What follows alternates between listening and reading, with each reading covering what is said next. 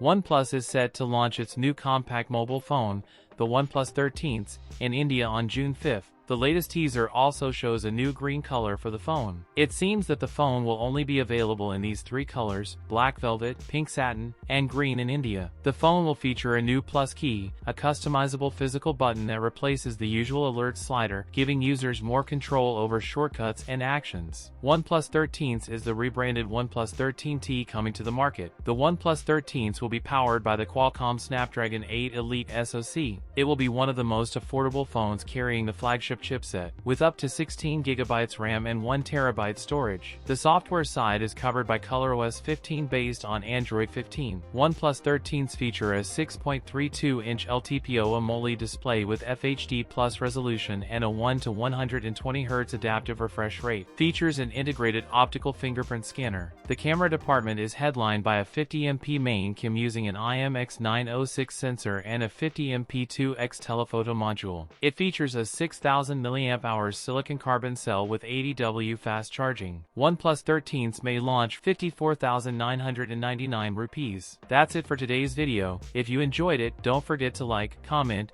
and subscribe for more content. Thanks for watching, and I'll see you in the next one.